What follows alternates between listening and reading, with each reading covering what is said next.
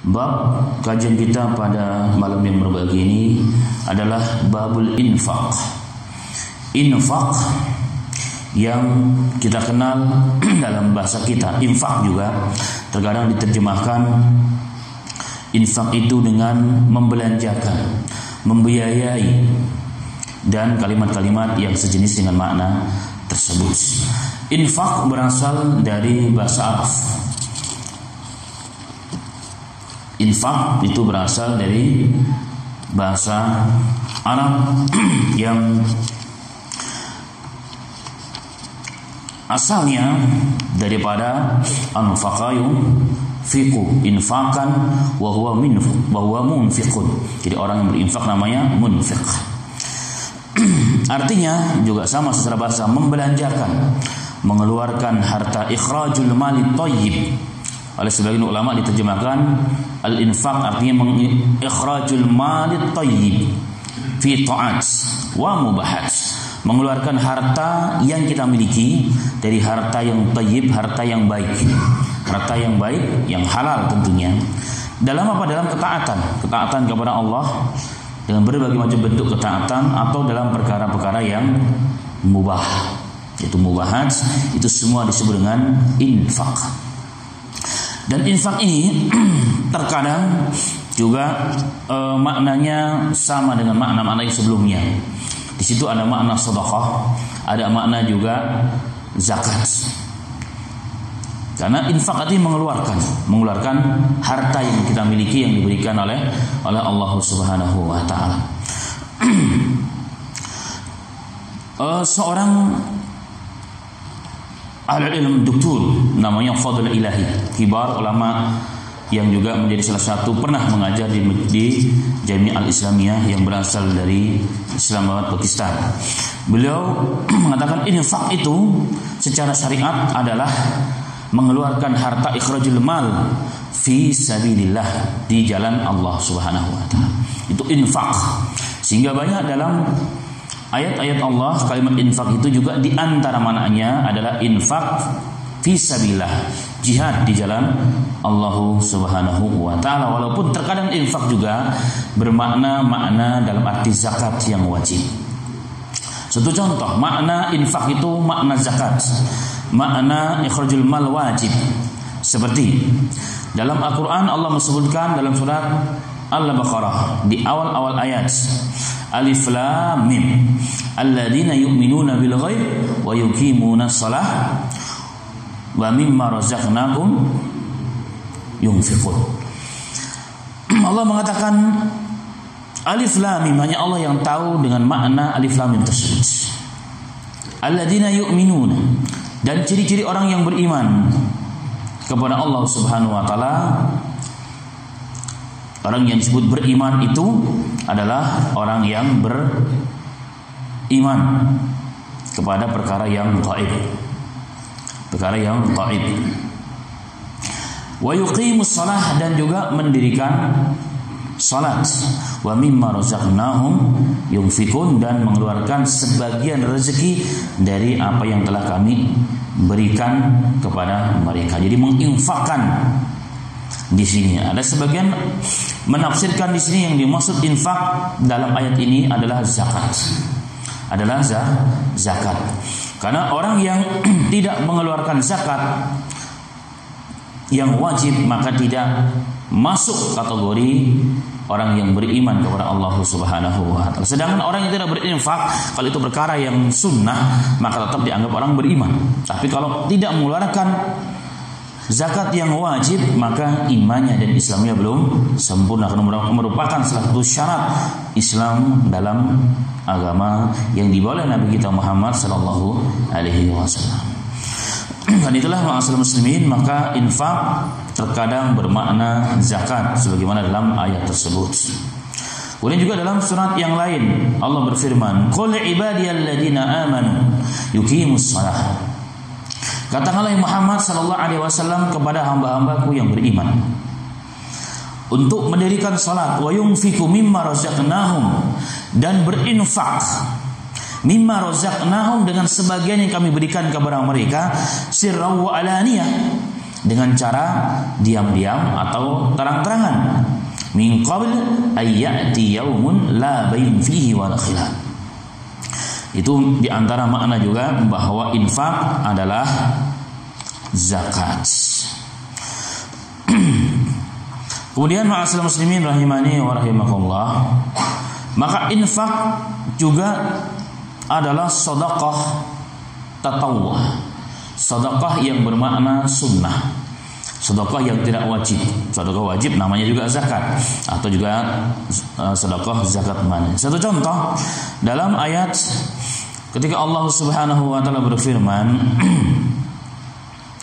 ya ayyuhalladzina amanu anfiqu min thayyibati ma kasabtum wa mimma akhrajna lakum minal ardh wa la tayammamu al-khabis minhu tunfiqu wa lastum bi akhidhihi illa an taqmidu fihi wa alamu anna Allaha ghaniyyun hamid. Wahai orang-orang yang beriman, berinfaklah dengan perkara-perkara yang baik, maka sabtum, dengan apa yang telah kalian usahakan, wa mimma akhrajna lakum, dan dari sebagian telah kami keluarkan untuk kalian dari bumi. Termasuk di situ adalah zakat-zakat hasil panen dari apa yang telah dikeluarkan oleh Allah dari muka bumi ini. Wala tayammamul khabis minhu tunfiqu walastum biakhidhihi illa tughmidu fih. Dan janganlah kalian campur yang khabis itu dengan yang baik. Kalian infakkan. Jangan kalian campur yang baik dengan yang khabis, yang buruk. Sedangkan kamu sendiri tidak akan mengambil perkara tersebut kecuali dengan apa? Memejamkan mata. Memejamkan mata. Wa alamu annallaha ghaniyyun hamid. Ketahuilah bahwa Allah itu zat yang maha ghani, zat yang maha kaya dan maha terpuji. Nah, sebagian ahli tafsir menafsirkan sebagian ayat ini adalah infaqut tatawwu laisa biwajibin, walaupun sebagian membawa kepada makna wajib. Ala kulli hal, dalam ayat yang lain juga Allah Ta'ala mengatakan, qul inna rabbi yabsutur rizqa liman yasha min ibadihi wa yaqdir lahu wa ma anfaqtum min syai'in fa huwa yukhlifuhu wa huwa khairur raziqin. Katakanlah Muhammad sallallahu alaihi wasallam kepada umatmu, inna rabbi yabsutur rizqa liman yasha. Sesungguhnya Tuhanku membentangkan, memberikan rezeki itu kepada siapa yang dikehendaki, min ibadi, dari hamba-hambanya, wa yaqdir, dan menyedikitkan sebagiannya, wa ma anfaqtum min syai', dan apapun yang kalian infakkan, fa huwa yukhlifuh, maka Allah akan menggantikannya. Jadi apapun yang kita infakkan jalan Allah berjanji, wa huwa yukhlifuh, maka Allah menggantikannya. Wa huwa khairur raziqin, dan Allah adalah zat sebaik-baik pemberi rezeki. Nah, di sini yang digarisbawahi adalah Allah membentangkan, yakni memberikan kepada sebagian hamba Allah rezeki yang banyak sehingga sampai kepada nisab dan juga haulnya. Nisab kepada kadar tertentu, haulnya berarti salah satu tahun, maka wajib zakat. Kemudian ayat berikutnya wayaqdirah, dan sebagian tidak memberikan, kecuali sedikit.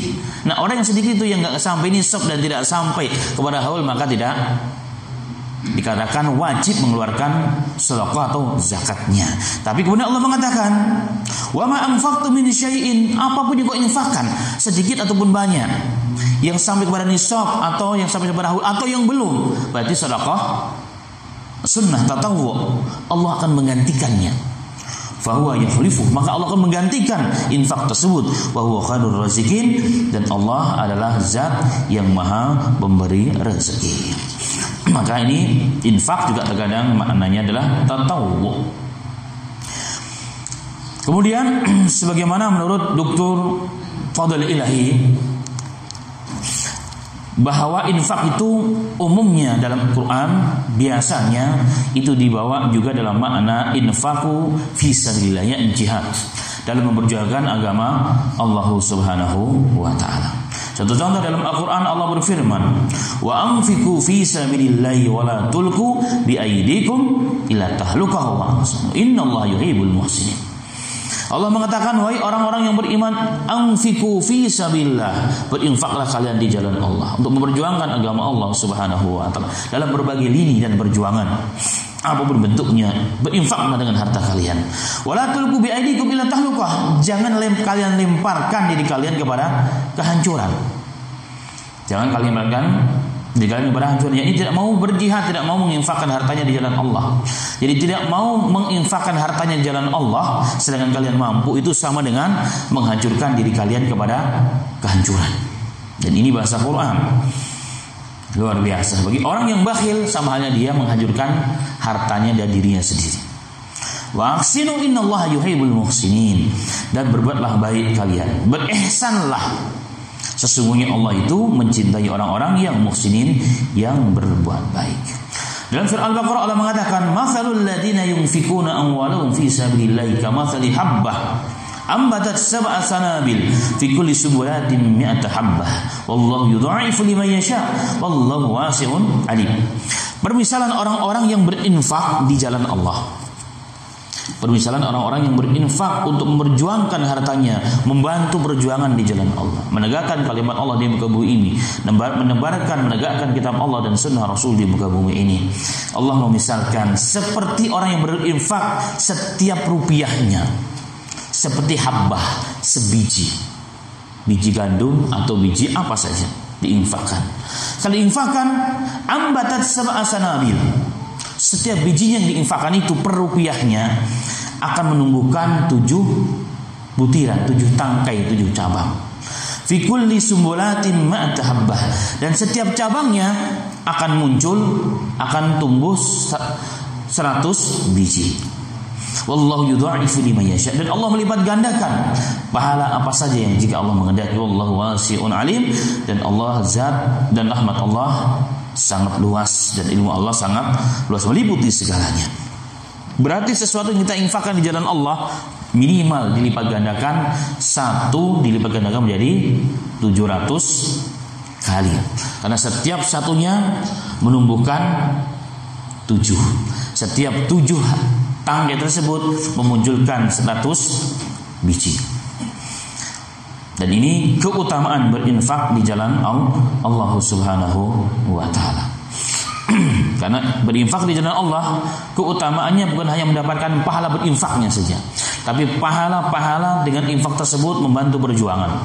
Apapun yang muncul kebaikan, efek positif yang muncul setelahnya, kemudian orang yang berinfak, munfiknya itu sendiri kelak akan mendapatkan keutamaan-keutamaan di jalan Allah, walaupun dia tidak ikut terjun langsung, tapi mendapatkan keutamaan-keutamaan tersebut. Dalam Sahih Bukhari dan Muslim, Rasulullah mengatakan, "Man jaza ghazian faqad ghaza."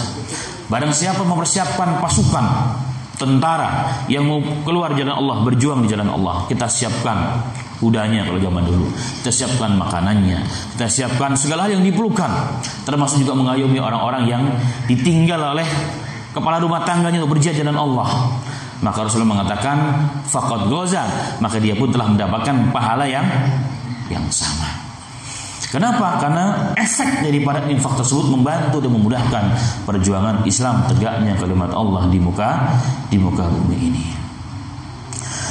Dalam hadis yang cukup panjang, Nabi Muhammad SAW juga banyak mentarghib sahabat-sahabatnya untuk berinfak di jalan Allah, dalam arti infak dalam jihad, infak fi sabilillah subhanahu wa ta'ala.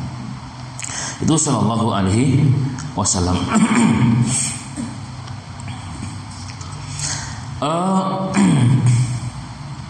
Satu contoh bahwa ketika Nabi Muhammad sallallahu alaihi wasallam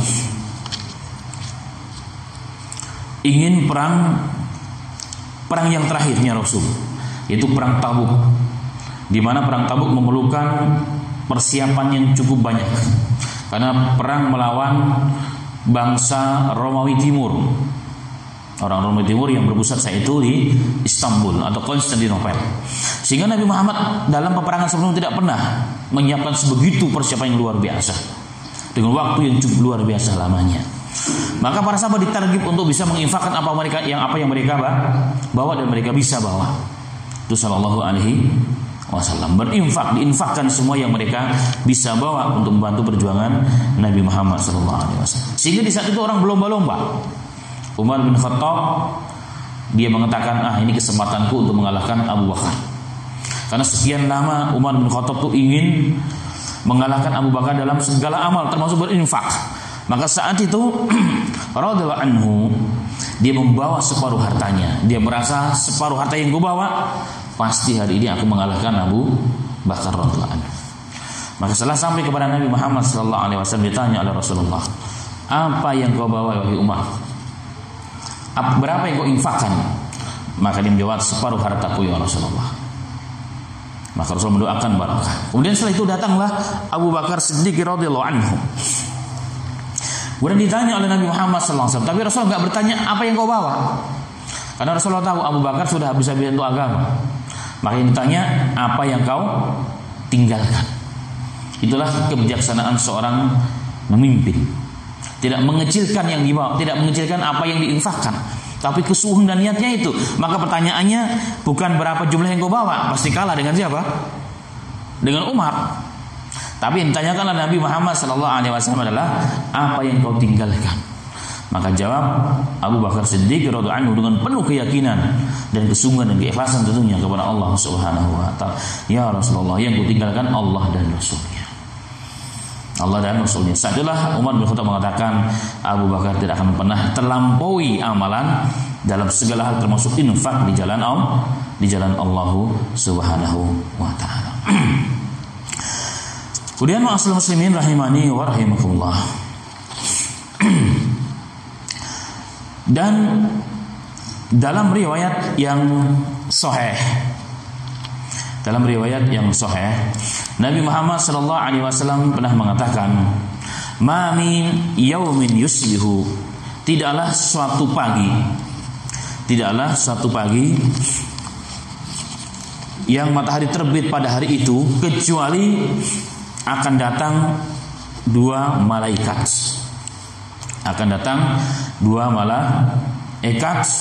Jadi yang jilani fayuqulu ahaduhuma, turun dari langit kemudian memberikan i'lan, pengumuman kepada penduduk bumi ini, dan berdoa, Allahumma a'ti munfiqa khalq, ya Rabb, berikanlah orang-orang yang berinfak di pagi hari ini gantinya. Itu doa malaikat, dan doa malaikat adalah makbul. Wa yaqulul akhar, kemudian berkata malaikat yang satunya, Allahumma a'ti mumsika talafa, dan berikan ya Rabb orang yang bakhil, yang tidak mau berinfak di jalanmu, talafan, kehancuran, kebinasaan. Ini keutamaan berinfak di pagi hari. Mendapatkan apa? Mendapatkan doa dari dua malaikat. Satunya mendoakan kebaikan jika kita termasuk orang yang berinfak, dan satunya mendoakan keburukan bagi orang yang tidak mau berinfak di jalan Allah Subhanahu wa taala. Dalam hadis yang lain yang dinukilkan oleh Nasir Al-Albani rahimahullah taala dalam silsilah ahadits shahihah dari Abu Darda, teksnya sedikit berbeda.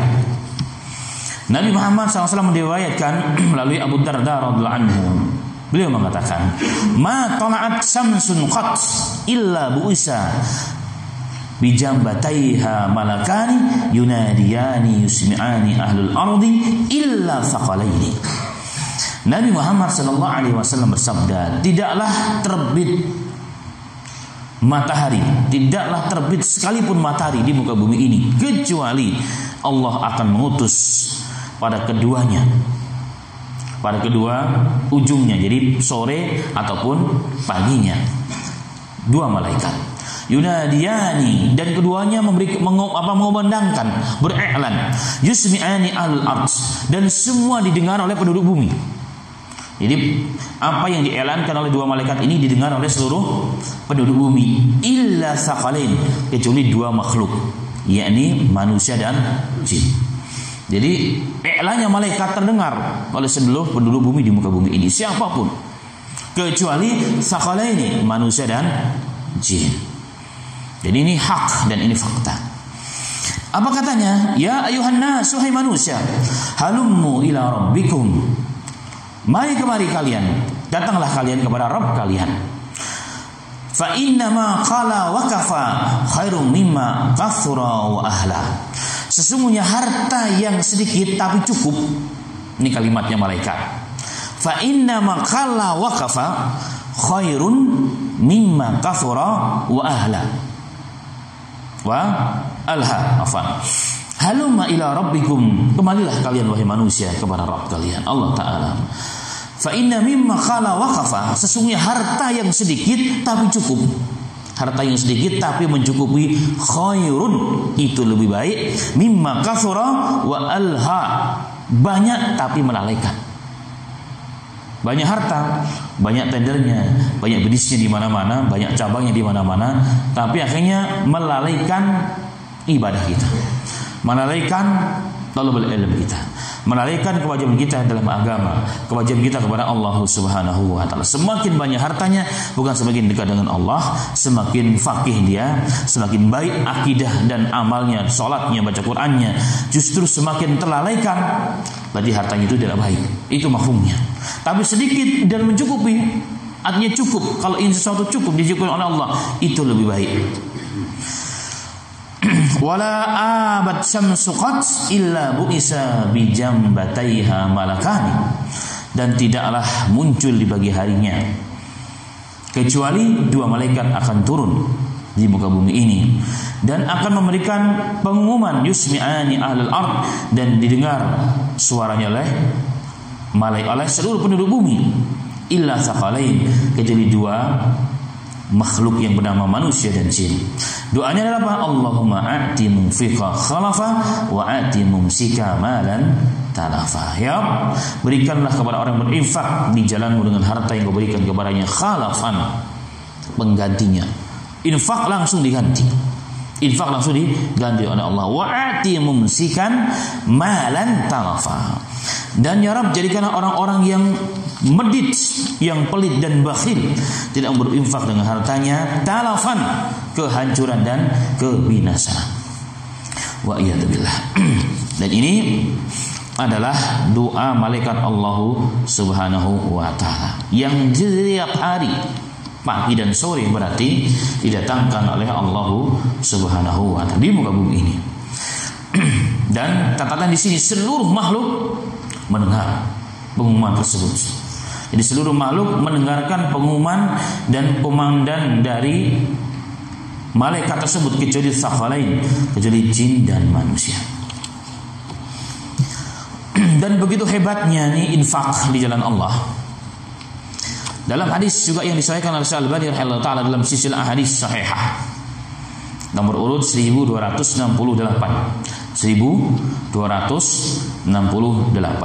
dari Ibnu Buraidah an abihi marfu'an, dari bapaknya marfu', hadisnya marfu' dan sahih, sanadnya sahih.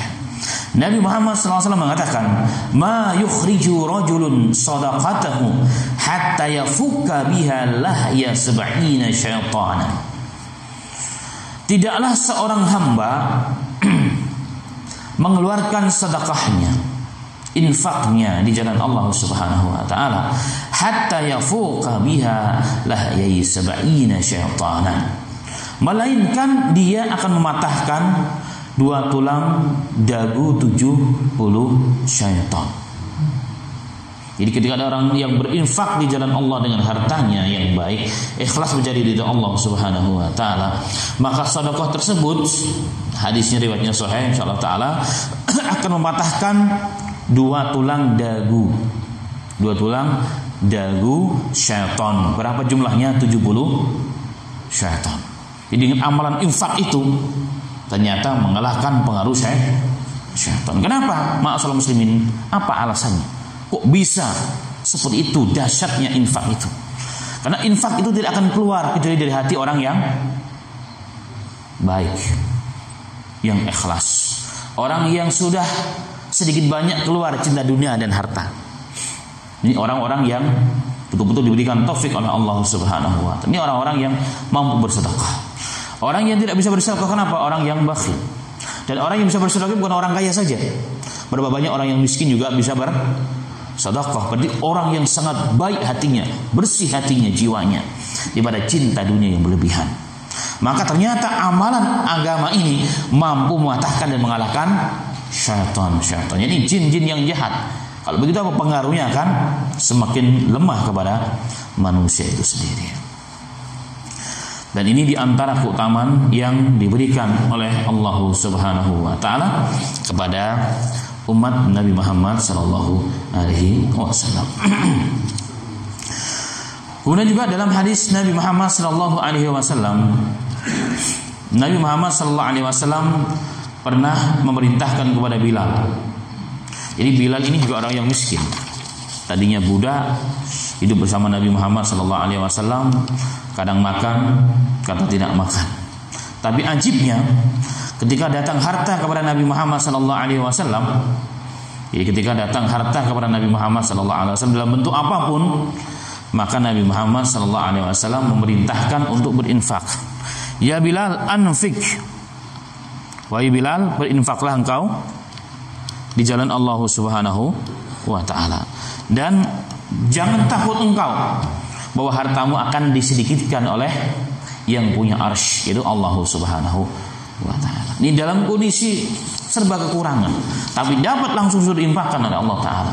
Maka dalam hadis qudsi, insyaallah hadisnya juga riwayat sahih, anfik ya abdi anfik, berinfaklah engkau, anfiku alaik, maka aku pun akan berinfak kepadamu, subhanahu wa ta'ala. Dan ini semua menunjukkan kepada kita ma'asyiral muslimin bahwa di antara perintah agama yang sebenarnya adalah solusi bagi kehidupan manusia, bil khusus terkait dengan urusan keperluan hidup, maka salah satu solusinya adalah banyak berinfak di jalan Allah.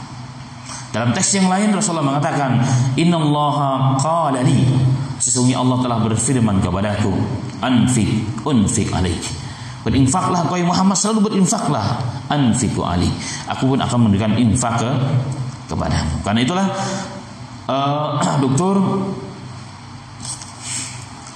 seorang doktor dalam menulis kitab mengenai bab infak ini dimasukkan dalam kategori abwabu rizki, termasuk salah satu pintu-pintu pembuka rezeki. Itu apa? Berinfak, Allah menjanjikan kita akan dibalas oleh Allah Subhanahu wa taala. Dan inilah cara mudah untuk memancing rezeki Allah Subhanahu wa taala. Berinfak, maka Allah akan mendatangkan infak. Kemudian juga dalam beberapa riwayat, walaupun sebagian mengkritisi riwayat tersebut, di zaman Sayyidul Tabi'in Sa'id bin Musayyib, beliau mengatakan bahwa aku pernah ditanya, atau orang lain yang meriwayatkan tentang beliau pernah ditanya, dan ini Sa'id bin Musayyib, seorang Sayyidul Tabi'in, Imam Darul Hijrah, pernah ditanya bahwa dia Syekh, segala usaha telah kulakukan, hidup saya itu sulit, kemudian sudah begitu berpenyakit, hidup sulit dan berpenyakit, dua musibah yang luar biasa. Kalau hidupnya sakit tapi banyak uangnya masih mending. Ini sudah hidupnya sulit juga berpenyakit, sudah jatuh ketimpa tangga, ibaratnya begitu. Sudah saya kemari ya Syekh, tapi tidak ada solusi. Laisa li makhrajun, tidak ada bagiku jalan keluar. Maka Syekh tersebut mengatakan, sudah berapa lama? Sekian tahun ya Syekh. Ya sudah. Maka beliau tanya, apakah di kampungmu, penduduk kampungmu perlu sumber mata air? Dia katakan, oh sangat perlu. Kami sangat memerlukan sumber mata air, karena di tempat kami daerah air tersebut sangat sulit. Maka beliau mengatakan, maukah engkau menggali mata air ataupun sumur untuk masyarakatmu, supaya Allah berikan jalan keluar untukmu, dan kalau lakukan itu mencari ridho Allah Ta'ala? Maka dikatakan, na'am ya Syekh, akan kulakukan. Maka setelah beberapa waktu berusaha mengumpulkan uang, dia mencoba menggali sumur atau menggali mata air di sana, dan masyarakat dan sekitarnya mendapat hidup menjadi lebih mudah, mendapatkan air, kemudian Allah mudahkan segala urusannya, rezekinya menjadi barokah, penyakitnya pun menjadi sirna dan hilang dalam dirinya. Dan itu mungkin juga sesuai dengan hadis Nabi Muhammad SAW yang lain, walaupun memang sebagian hadis tersebut dilemahkan oleh sebagian, tapi begitu banyak riwayatnya dan tidak bertentangan dengan hadis-hadis yang sahih. Nabi Muhammad SAW pernah bersabda dalam riwayat, "Dawu maradakum bis shadaqah." Obatilah orang-orang yang sakit di antara kalian dengan sedekah. Syekh Al-Albani rahmatullah alaih dalam Sahih Jami' dan Sahih Targhib petikan kalimat ini sahihkan, walaupun tambahan sebelum dan sudahnya dilemahkan. Artinya ada riwayat yang sahih dan tidak bertentangan dengan hadis-hadis yang lain. Artinya dawu maradakum bis shadaqah. Obatilah orang-orang yang berpenyakit atau berpenyakitan di antara kalian dengan berinfak, dengan bersedekah. Nah, ini hadis yang sahih. Sehingga ini menjadi amalan para salaf dan ulama-ulama yang terdahulu. Sehingga banyak kisah-kisah yang luar biasa. Jadi banyak kisah-kisah mengenai berapa banyak manusia dengan bersedekah dan berinfak di jalan Allah itu, kemudian Allah berikan solusi dan jalan keluar. Satu contoh dalam kitab Min Ajaibis Shadaqah dinukilkan bahwa seorang syekh, seorang imam di sebuah masjid yang bernama Jami'ur Ridwan di Halab, Syria, yang bernama Syekh Al-Imam Abdul Hadi Abdullah. Beliau pernah bercerita bahwa dahulu di awal-awal pernikahanku, kata beliau, setelah sekian lama menanti, kami diberikan dikarunia seorang anak pertama. Ketika kami sedang senang dan gembira dan bersyukur atas anugerah yang Allah berikan kepada kami, maka Allah menguji kami dengan ujian yang sangat berat kami rasakan. Yaitu apa? Anak kami yang masih kecil, yang masih belia, terkena penyakit yang cukup parah, dan semakin hari semakin parah. Dan kami kebingungan. Kami obati yang dengan obat yang kami bisa, ternyata semakin memburuk bukan semakin baik. Sudah kesana kemari kami cari obat tapi nggak ketemu.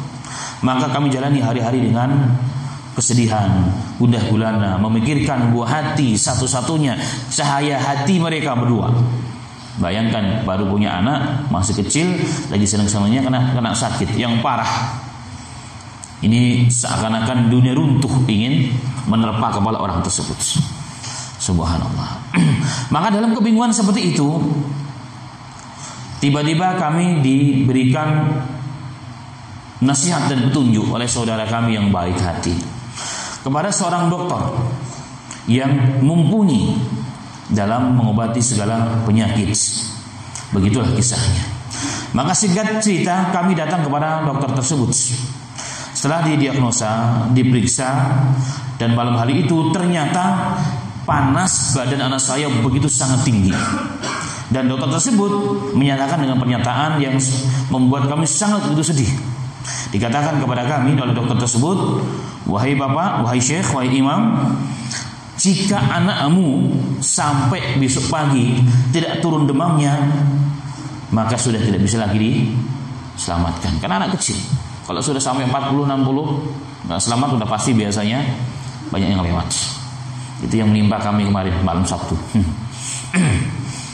Jadi panas yang begitu tinggi. Kalau saya kemudian kemarin saya mandiin anak, alhamdulillah langsung turun anak panasnya. Jadi jam 11 malam panas. Saya teringat hadis Rasulullah bahwa al-humma min fa'i jahannam, dalam hadis sahih bahwa panas demam manusia itu dari uap api neraka. Fa'abridhuha bil ma', maka dinginkan dengan air. Saya mandikan satu ember besar gitu, tapi yang hangat, jangan langsung dingin. Lalu langsung turun, seret, kemudian bisa tidur. Tapi beberapa jam kemudian panas lagi, saya mandikan lagi, turun lagi, alhamdulillah. Dan sekarang bisa terus turun sampai hari dan insyaallah menjadi baik. Nah, kembali kepada kisah. Nah, Syekh ini mendengar kalimat tersebut, mungkin belum sampai hadis yang tadi itu kali. Maka beliau semakin gundah gulana. Karena kata dokter, kalau sampai besok pagi anaknya tidak turun demamnya, maka insya Allah tidak bisa diselamatkan. Maka dibawalah anak tersebut pulang ke rumah dan diberikan beberapa obat tentunya. Maka si bapak setelah sampai ke rumah, dia coba untuk memejamkan matanya, tidak bisa. Karena hati sedih udah gulana. Ditambah lagi dengan telinganya dibisingkan dengan isak tangis ibunya, istrinya yang tentunya masih muda, yang duduk di samping kepala anak yang menjadi permata hatinya. Akhirnya apa yang dia dilakukan? Syekh tersebut, Syekh Abdul Hadi Al-Badlah tersebut, kemudian keluar dari rumahnya. Dia berjalan dan berjalan, tidak tentu arah mau kemana dia berjalan, hanya ingin mencari ilham dari Allah. Dia berjalan dan berjalan. Tiba-tiba dalam perjalanan tersebut, dalam kondisi sedih yang luar biasa, memikirkan anaknya dan istrinya juga dan kondisi rumahnya, tiba-tiba teringat dengan hadis yang tadi, dawu maradakum bisedekah, berinfaklah, bersedekahlah, karena itu akan menjadi obat bagi orang-orang yang sedang kena penyakit. Tapi dia bertanya dalam hatinya sendiri, jam tengah malam sudah lewat, hampir menjelang pagi, siapa kira-kira yang bisa berikan sedekah? Orang sudah pada tidur. Saya mungkin bisa ketuk rumah orang, tapi apa kata orang? Iya, kalau sedekahnya banyak. Ya kan, sedekahnya banyak, sedekahnya cuma sedikit. Ini menjadi perang batin akhirnya. Tiba-tiba dalam kondisi seperti itu, dalam kondisi bimbang, dalam kondisi ragu, campur baru menjadi satu sedih dan sebagainya, tiba-tiba dia mendengar ewangan kucing yang muncul dari kegelapan malam. Kemudian teringat, saya tersebut teringat, karena dia orang alim ulama, teringat hadis Nabi Muhammad sallallahu alaihi wasallam, hadis Bukhari dan Muslim, fi kulli kabidin radbatin ajrun. Jadi Rasulullah pernah ditanya tentang sedekah itu banyak, termasuk apa, memberikan hewan atau apa saja yang bernyawa. Apa saja yang bernyawa kita beri makan, kita santuni, akan mendapatkan pahala. Nah, beliau berkata dalam hatinya, ini mungkin solusi. Kalau manusia sudah nggak bisa, orang miskin sudah tidak ada, ini ada hamba Allah juga yang namanya kucing. Siapa tahu?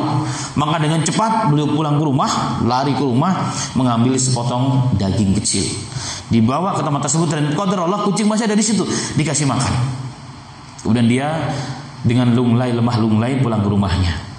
Walaupun ada sedikit harapan dalam hati yang min samimi qalbihi, dalam hati yang paling dalam ada sedikit harapan, karena dia sudah bisa menjalankan apa yang teringat dalam benaknya. Itu dua hadis sekaligus.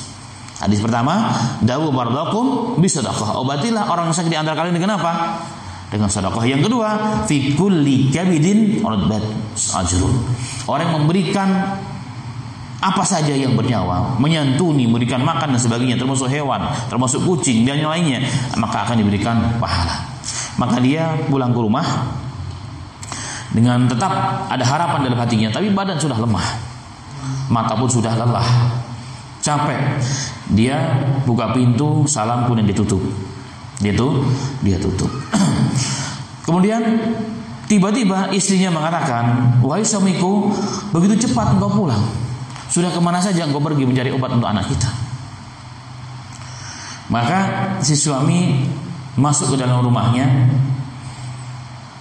hanya menarik nafas, nggak menjawab apa-apa. Tapi yang ajibnya, tiba-tiba si suami tersebut dikejutkan dengan raut muka si istri tersebut sudah berubah, sudah mulai menunjukkan cahayanya. Berarti sudah ada secercah harapan untuk anaknya. Itu yang ada dalam benak si syekh tersebut. Kemudian ditanya, apa yang terjadi wahai istriku? Apa yang terjadi Pak? Wahai istriku, kenapa raut mukamu telah berubah? Nampak ada harapan, kebahagiaan, tersirat dan kegembiraan padamu. Itu katanya si suaminya. Maka si istri tersebut dia mengatakan, benar wahai suamiku, sesungguhnya setelah kau tinggalkan aku, karena begitu saya ngantuk dan capek, aku tertidur dalam kondisi duduk di samping kepala anakku. Dalam kondisi aku tertidur tersebut, tiba-tiba sebuah pandangan yang menakjubkan, aku dalam tidurku tersebut, seakan-akan aku sedang mendekap anakku. Maka tiba-tiba dari arah yang berbeda, dua burung yang hitam yang besar ingin menyambar anakku tersebut. Itu kata istri tersebut. Maka saya ketakutan dan saya usaha untuk melindungi sebisaku. Tetapi ketakutan juga masuk dalam hatiku. Maka aku tak bisa banyak kulakukan untuk menjaga anak kita. Tapi tiba-tiba dalam kondisi yang seperti itu, kondisi yang sangat-sangat menakutkan, dan aku pun ketakutan akan kehilangan anakku tersebut. Tiba-tiba muncul seekor kucing yang tidak terlalu besar, yang langsung menyerang dan menghalangi burung-burung tersebut yang ingin mengambil anak kita. Maka terjadilah pertarungan antara seekor kucing dengan burung-burung yang hitam tersebut.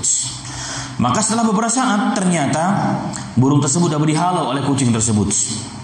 Dapat dihalau oleh kucing tersebut, menjauh dan menjauh, dan aku terbangun. Tiba-tiba aku terbangun ketika aku membuka pintu rumahku ini. Nah, mendengar kisah tersebut, Syekh Abdul Hadi tersebut, beliau tersenyum dan beliau merasa begitu kegembiraan dan karunia Allah yang Allah berikan kepada orang tersebut.